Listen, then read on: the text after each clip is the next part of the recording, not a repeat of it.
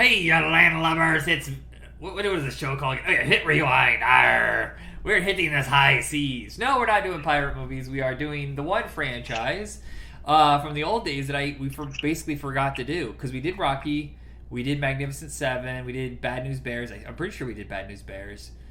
We did Planet of the Apes, and those are kind of like when the franchises were really like our era. I don't want to go all the way back to like The Thin Man and stuff like that. But there is one franchise we missed, and it was Jaws. And right now we're between seasons, so we're kind of doing shorter episodes. And we'll be back to 1994 soon enough in January, when Jacob, on the other side, isn't so overly whelmed with work, because you work retailish, kind of warehousey things. Aye, lad. But I've laid off the rum. Except last night. Yeah. It was Saturday night. It was a good occasion. Rum is way too strong for me. I can have rum balls, but I even had a rum cake once, and I was like, man, this fucking burns. But it's such a good burn, isn't it? I could use some right now. I'm hurting. Not like Stormfront, freaking Homelander kind of burn, which is just sadistic and fucking crazy.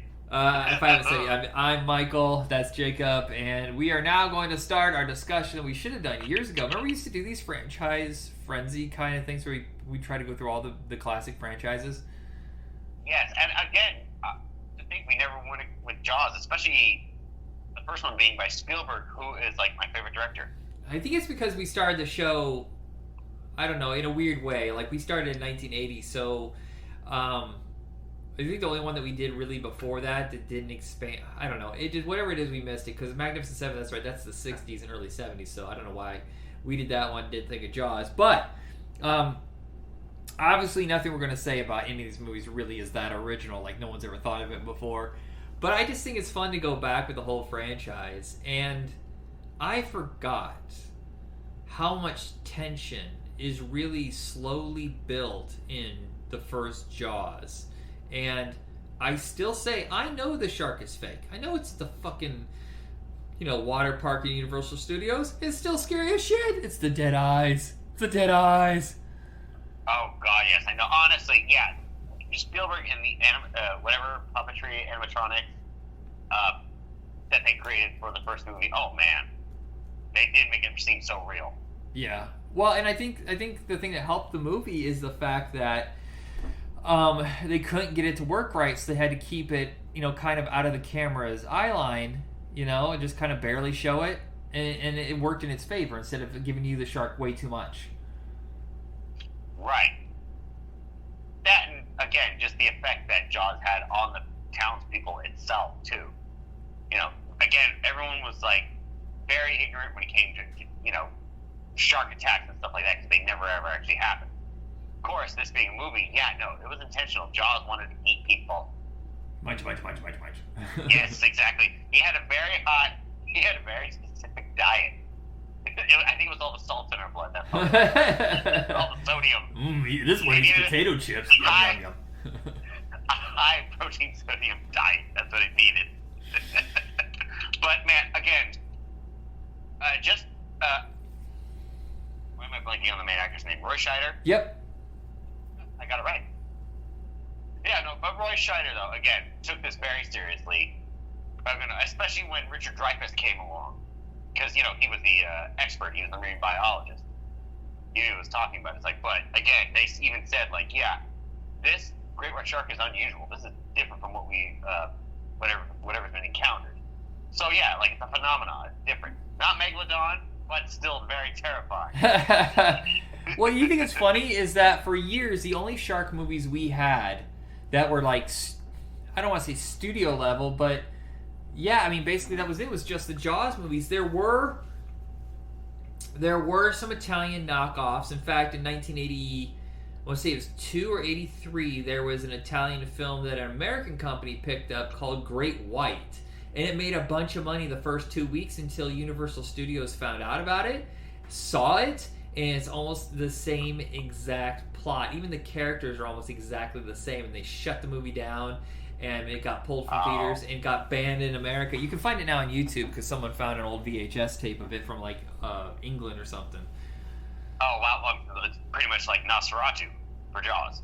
Yeah. But if you ever interested, it is campy and it's pretty gory and decent effects. But yeah, they saw what was happening. It's like, fuck you, you're not stealing our sunshine. Exactly. Yeah, Okay. and this. And then of course, Go ahead. Robert Shaw though, being the boat captain, taking him out, to hunt down Jaws. Again, it seemed like this guy, of course, again being a boat captain, experienced, but he knew what he was in for. Yeah, well, it's also he's kind of like his Captain Ahab. He's a little fucking nuts, and the shit that he does is illogical and puts him in danger, and he doesn't give a fuck. And now, normally I'd be like, oh, well, if you want to die fighting this shark, that's on you. But you have two innocent people who are trying to, save lives or whatever, being caught up in your insane shit. No, you're an asshole. Pretty much, yeah. Yeah, he ended up going out fighting the shark. Got bit in half and eat the shit, but yeah. Yeah, and I looked at who was offered, or was looked at before everybody got cast. So before Roy Scheider, it was Charlton Heston, which makes sense because Charlton Heston, this was kind of like his bread and butter, these kind of edgy sci-fi, almost sci-fi thriller horror kind of stuff. But Spielberg wasn't really interested because he thought his screen persona would overwhelm the character. He offered it to Robert Duvall, but he was only interested in playing Quint. But what was the name? Robert Shaw was already cast, so that was out of question. And then, of course, oh gosh, Murray Hamilton, wasn't he the mayor? Yes. The stupid mayor in part 2 who's like, this isn't going to happen again, you fucking asshole! Oh, and behold, it did! Yeah, no, so... Oh, God, yeah, moving on to part 2, yeah. This is definitely the after effects. Again, Roy Scheider's got PTSD. He can't help but think about it. Yeah, thank goodness they added that into it, because if they didn't, I wouldn't believe it. Because he would be like, I'm gung-ho, I'm going to go hunt down this shark. He's like, I ain't getting that fucking water! Pretty much, yeah. No, he's overly cautious now. Even after blowing that shark's head off with the freaking gas tank in the first movie. Yeah, no, he just cannot. But still, he can't stop worrying about it. And yeah, his paranoia ended up being right. Yeah, and I think the one thing that hurts and helps this movie is, look, if we had to sit around and wait for the shark forever, I think the audience would have got very impatient because we already know what the shark looks like. It's no longer a mystery. Because you remember when it first comes out of the water, at Sheriff Brody, when he's putting the chum in there, it's fucking terrifying. It's like, holy shit, we never really got a good look at it before. But this time, people don't want to wait around. They want the shark, and I almost feel like there's too much shark now. Yeah, just a little bit. Something I did want to say that I did throw me off. Oh yeah, the death of the orca. I'm like, that is complete bullshit. I call bullshit on that. That's the only little thing I can nitpick about it, because orcas, because the great white sharks, they fuck with them. Yeah. Speaking of orca, the first Jaws was like the first blockbuster. Now, were there massively successful movies before that? Yes. Like Towering Inferno, The Poseidon Adventure, Planet of the Apes, stuff like that was racking up in the 60 to 80 million. But I believe, if I'm correct, on first release, Jaws is the first movie to ever break 100 million at the box office. There was a couple others later that would break 100 million, but it was upon re-releases, like Godfather. I think it wasn't until the third re-release of Godfather that it got to that much. So. Oh yeah. So because of all of that money, and at the time people thought it was a disaster because Jaws was originally supposed to be, I think, 7 million, but ended up costing 12, which sounds like nothing now. But back then it was like, oh, this is fucked. This is going to be a complete and utter disaster. But look at the profit ratio on Jaws, and you can see all the other companies were looking for their same thing. So you didn't have Jaws shark movies, but you had kind of the same concept, where there was a hunter or a sheriff or whatever that was going after a creature nature gone amok was basically the genre. Have you ever seen those kind of movies in the 70s? Not in the 70s, but I would see the movies that would follow after. I remember there was one with C. Thomas Howell. He was a sheriff, and they were trying to fight off these killer bees. Weird. But did that okay? Yeah, it's like the perfect mixture of disaster movie and horror film because after this you would have Orca with Richard Harris, where he was fighting a giant killer whale. There was Tentacles with John Huston and Bo Hopkins, where they were fighting a giant octopus. White Buffalo with Charles Bronson, where he fights this mythological giant white buffalo, and he's William Hipcock. And it's fucking dope. The movie's really cool, but you can see the wheels on the buffalo as they're shooting it. They're shoving it. That's the one part that hinders it. There was the infamous Piranha by Joe Dante, who was kind of spoofing Jaws. Yeah. I think that's it of the that big explains ones. it. Yeah. Oh, Grizzly. No, Grizzly was the one that was a massive success. I can't remember who's in that one. Christopher Was Jewell. Armand Asante in that one?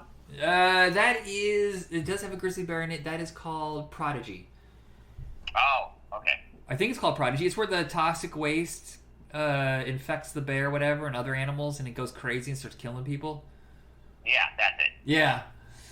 There was Nightwing with the bats that were rabid.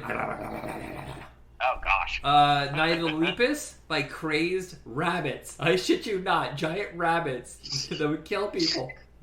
So, like Monty Python times 10. Yes, it was ridiculous. And every time that they would shoot the rabbits to make them look big, they put them in slow-mo on tiny little sets.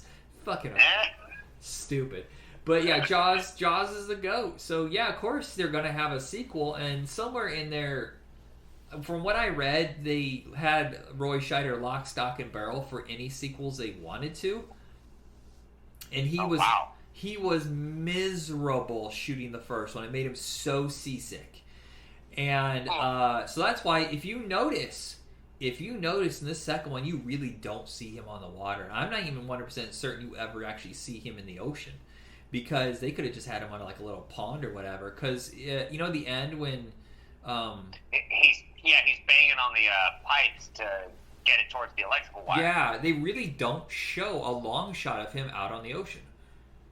No, but it does make a lot of sense for his character, as we mentioned, the PTSD. Yeah. I think the only time you really see him on the water, and they could have tricked that too, was when he's upside down, he's on that pipe, climbing down from one ship to the other. Or you know what I mean? So he's to hit the wire. Right, yeah. I think it's just for that brief moment. Like, the only day he filmed at water. He's like, okay, that's it. I'm good. I really like those kids. That it's more their journey this time around, which is smart. I think they probably should have moved off Sheriff Brody, which they do with the sequels. I mean, just watching that. I mean, it's a little bit like a slasher film too. A little bit like like a Jason movie. The shark is just picking them off one by one. Oh yeah, no, it was a trip. Oh, I know, and I did feel sorry for that girl and her boyfriend. Oh wait, was that part 4? I don't remember now. My shoulders pop back. Please. Oh yeah. Well, let's get. We get. Well, part 3. It was very good because it took place in Discovery Bay, Waterworld. That or SeaWorld or something like that down in Florida. Now the timeline on this is really wonky because the first movie is in 75, the third movie is in 1983, and those kids are clearly not old enough to become Dennis Quaid and I can't remember the other guy's name, who at bare minimum are 22 and 18 bare minimum, but he's like a research facility operator kind of guy, so you think he's probably in his late 20s. So I don't know what happened. Are we shooting forward in time like to the 1990s? Yeah, no, it definitely shot it. Oh gosh, I definitely looked into Mike Brody was Dennis Quaid. Right. But the way this movie goes downhill, you can tell it's kind of a grindhouse exploitation film somewhat. Like, quality went down a bit. Well, here's the thing. Is it because of the picture quality? I want to say not the picture quality, but just the way the movie sets itself up. Okay. Did you happen to notice, like, the framing and how blurry some of the shots were? Like, stuff that was really in the middle of the screen was so focused. And then the stuff in the background, even, like, just a little bit in the background would be completely blurry. Did you notice that at all? A little bit, yeah. It was originally shot in 3D. And that's why it looks like that. Back then, 3D had to be completely different because they didn't have the same technology that we have had for, like, the last 15 years. or the same glasses that they would use. And so they would have to film it in that extremes, there's no in-betweens. It's just extreme focus and extreme backgrounds. And I just love how all this stuff would keep coming at the screen. That's what it was back then. Now they have it so layered that you don't need to shove things in your fucking face in order to make it look 3D. Right. Oh, God, no. Oh, dude, 3D movies now are still fucking great. Are there still 3D movies? When's the last time you saw one? I can't remember. I feel like Endgame's the last time I saw anything promoted in 3D. I think the last one I did see in 3D, let's see, there was Desolation of Small... No, not Five Armies. I think it was Star Wars Force Awakens. Okay, so that's a long-ass time ago. Yeah, I feel like the 3D... Yeah. 3D still exists, I guess. I really don't see showtimes. Well, I also live in a town with one fucking theater. Right. But that used to be the thing. It's like every other movie was 3D for a while. Now, there was a small craze because... Sorry, I'm going to go into a history lesson. Is that okay? Yeah, go ahead. There was this cheapo knockoff Italian film called Coming At Ya. It was a Western, and it had 3D, and it was supposed to be just like a throwaway at the drive-ins.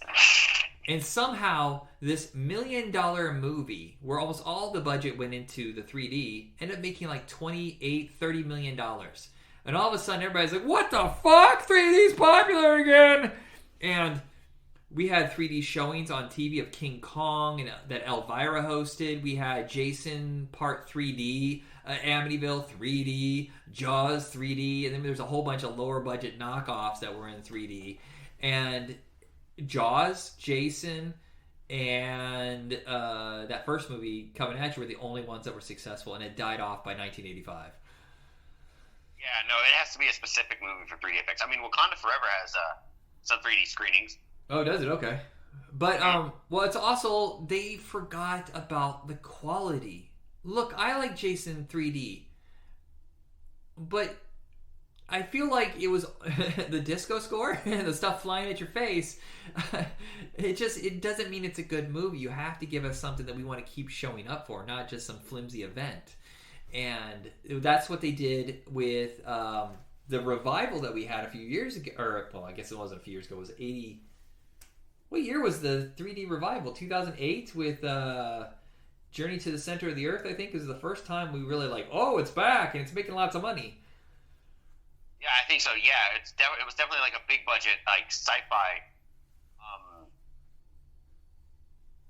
fantasy adventure film, something with heavy special effects. But then Avatar just kicked the fucking doors open, and then everybody said we got to do 3D. They were doing retro 3D. Remember, a movie would be done, and then they're like, "Oh, we got to hold off and take it back to the lab and redo this."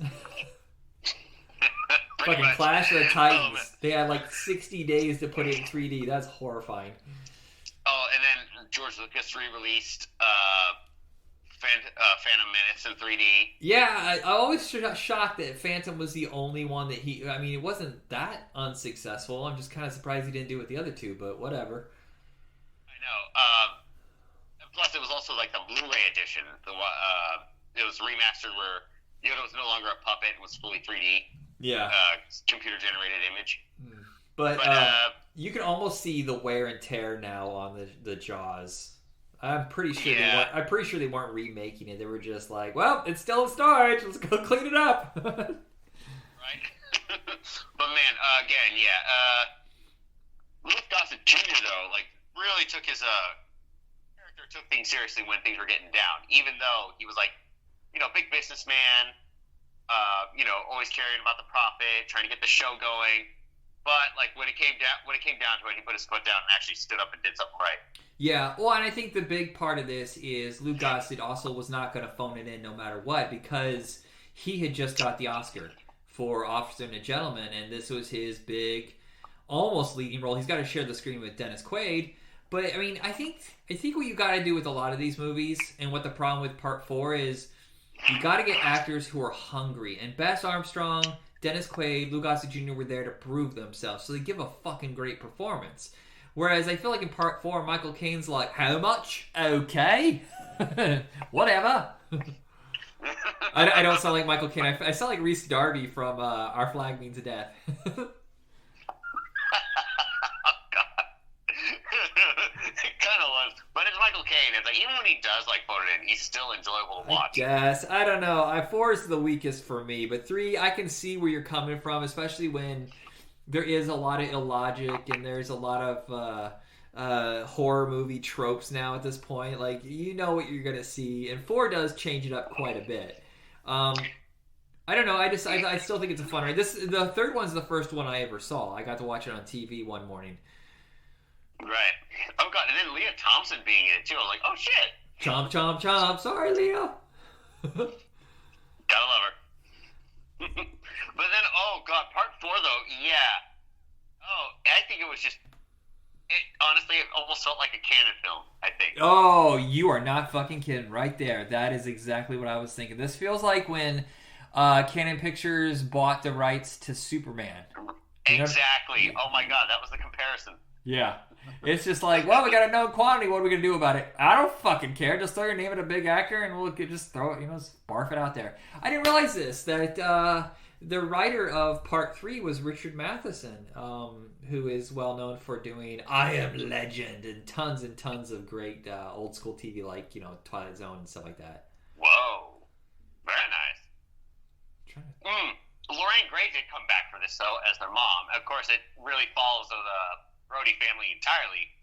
I mean, just the concept of a shark getting revenge, it's like, how and why? The one that would get revenge is dead. Yeah.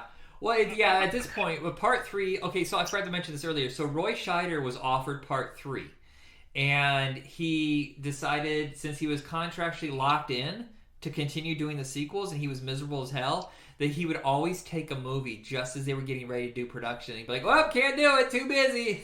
He did this all the time.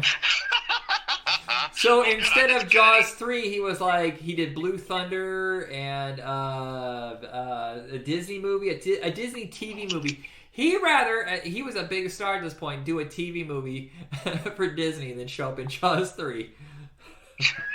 And did you know that National Lampoon was hired to produce Jaws 3D because Universal was convinced at that point that there was nothing else they could squeeze out of it, so they were going to turn to a parody. So John Hughes wrote Jaws 3 People Zero. Really? Wait, what? Say that title one more time. Jaws 3 People Zero. As in they've lost 3 times against Jaws. And it was going to say National Lampoon's Jaws 3D, directed by Joe Dante. I mean, Joe Dante could direct a Jaws film. I'm not going to lie. Yeah, he could have done the original Jaws too. I think he's a master and he's highly underrated. But the minute he got there and started doing pre-production, Universal started getting nervous about the whole concept, and then they just pulled the rug out from under him. And he's like, "What the fuck, guys? I turned down other movies to do this." And so he went and did. Spielberg did him a favor by hiring him to do Gremlins. Wow. Yep. Well, that was a good change-up. Yeah. But yeah, Part 4. Oh god, seriously. And yeah, this is a what the hell kind of concept. This Jaws, this particular shark took things personally for no reason. I'm like, well, no, this couldn't be the one from before. The other ones are dead. This would be a zombie shark if that be the case. Yeah, or he's like, I was the baby when you killed my mama. Oh god, yeah, no, seriously. Can you imagine that shark how did he? First off, they're way far away. What the fuck? How is he able to track them? You can't smell them underwater. It's not like they had a GPS tracker on them. Can you imagine just seeing that shark in the ocean, looking at a water map, going, do I take it? Hey, you, octopus, left turn. Okay, no, not that. It's this. Okay, let me eat you first. I need a snack for my long journey. It's fucking stupid. Oh god, yes, I know. Oh no, and then there's this little behind the scenes fact. What happened with Michael Caine? Like his boat's crashed and destroyed in the ocean, but he climbs aboard Brody's boat. His clothes are dry, and that's because he explained. Michael Caine. He explained that they had to wait so long for the camera to turn over that his shirt and pants dried. Well, and I think it's funny is Mario Van Peebles is in this playing a high end, like, oh my god, that's a Jamaican accent, cliche kind of thing going. But it turns out he was very, very likable, and the test audiences fucking hated that he died. They were very upset. He clearly gets eaten in half! And they're like, well, how do we unfuck this? Oh, well, let's just have him swimming through the water with his guts hanging out, and they'll save his ass. I'm like, yeah, but other sharks will eat him. That's stupid. If they were near, unless Jaws ate them already. Yeah, that's true. Oh, yeah. But still, yeah, no, that's what I liked about Mario Van Peebles' character, Jake. He was actually incredibly smart. Again, Michael had a lot to thank for Jake. Yeah. Oh, and I do feel bad for him. I can't remember his name all of a sudden. Oh, Lance Guest? Yes. From The Last Starfighter, and I feel like this put a dead stop on his career. I know, it's a damn shame. I mean, ugh. Seriously. Again, like, reading and watching, looking at the script, he must have thought, like, what the hell? Somebody had to. Yeah. Well, I think he was like one of those Universal Studios, players, and he had just come off of doing a movie for them. So like, well, let's give it to this guy. And he's like, if I don't take this, Universal's going to be pissed at me and not give me anything else. And then they didn't give him anything else because it bombed so bad. Don't blame the actor. They had nothing to do with it unless they give a shit performance. Exactly. I know. Like, if anything, you have to blame it on production and behind-the-scenes stuff. Yeah. The studios themselves. Yeah, at this point, we have Joseph Sargent. Well, 3 and 4 don't hire directors. Part 3 was Joe Alves, who had been the production designer on the first 2 movies, and they gave it to him because he could handle the 3D. And then they give it to Joseph Sargent, who at that point, 90% of his work was TV movies, and it kind of has that flat feel of TV movies. It really isn't that dynamic, and considering how beautiful of a location they're at, it is really a letdown. Yeah, overall. Shit. But oh my god! I mean, it's good that it's over. We're never going to see another Jaws movie again. Yeah. Oh, I think that was part of a deal. Is that Spielberg is like, okay, well, you know what? If you want me to continue at your studio, no more sequels. I'm kind of surprised he didn't enact that earlier. But I'm trying to think of where he was in the 80s. He was at Paramount in 81. 84. E.T. was in 82. You think at some point he could have put a stop to all of it. But I guess he just didn't want to exercise that. But I believe he has a deal now. It's like, hey, if you ever want me to shoot a movie with you again at Universal Studios, you will never do another sequel. And, there could have been a legacy sequel by now or a reboot, a remake. And they haven't, and I get the feeling the second Spielberg can no longer make movies or he dies, you're gonna see a new Jaws. You just are. Oh, absolutely. I mean, the closest thing we could get was Megalodon, but yeah, very different from Jaws. Well, and for the longest time there were no shark movies. After Jaws or Revenge, I mean, by that point the shark movies were, even the Italian ripoffs had moved on by that point, and when they were promoting Deep Blue Sea, they were like, oh, this is the first legit shark movie in ages. And now look, every other fucking day you find out a new shark movie. Sharktopus, Shark Side of the Moon. I mean, Sharknado. Jesus. Yeah, oh goddamn the Sharknadoes. But sand sharks. But there have been legit ones. I think The Meg is actually very good. I like the first Deep Blue Sea. I like The Shallows, which is a much more realistic shark movie. You seen that one with Blake Lively? No, I remember that one, yeah. That's a good one. Oh, gosh. There's 47 Meters Down, I think, was one of them that was really popular with Mandy Moore. So we do get some with a decent budget instead of just being jokey Sci-Fi Channel knockoffs. Right. Or unless it's an Aquaman movie. There's going to be sharks everywhere. Yeah. Or a Suicide Squad movie. King Shark, is that his name? And that is the shark I will gladly still have around. Yeah. But yeah, it's just so funny how that was like Universal's go-to. In fact, I can't think of any other franchise that Universal even had at the time. So they had to keep Jaws going. God damn you, King Shark. I don't know why I found so fucking funny. Yes, that's your hand. I know. Oh man, again, later on, Universal didn't have anything set up except Jaws. Yeah, there's other templates to that too where it's really worked. Have you seen? Well, there's alligator movies, huh? Psycho. I can't hear you. What? Psycho. Oh, that's right. Psycho was their other franchise during the 80s. I totally forgot they did 3 of those. But yeah, that template has been used many times. I think there's a movie that's really fantastic called Crawl, which is about crocodiles getting loose during a storm in New Orleans. It kind of has that same formula. Don't show the alligator for a really long time and keep it a mystery. Yeah, I think we've gone on too long with this one already. It was supposed to be a mini-sode, and it's a fun franchise to discuss. Is it, great all around? No, but is it interesting? Yep. Yeah, and the first one's an absolute classic. Yeah, absolutely, no question about it. The second one's a lot of fun, even though people are like, eh. But I think if you take in the fact that the movie genre had changed already because of movies like Halloween and stuff like that, it became it has more of a slasher vibe to it, more blood for sure. Oh yeah, part 3 and 4 for sure. Yeah. They didn't. Oh gosh, especially with that one scene. I think that they found one of the welders' dead bodies like popping up, and they were all like, chewed off and eaten off. And yeah. That one Hey, was I gotta ask you this window. real quick. In part 4, how the fuck does he blow that shark up with a light, flashlight? I think it was like some kind of Sonic thing. I don't know. Like I said, it's something out of a Cannon movie.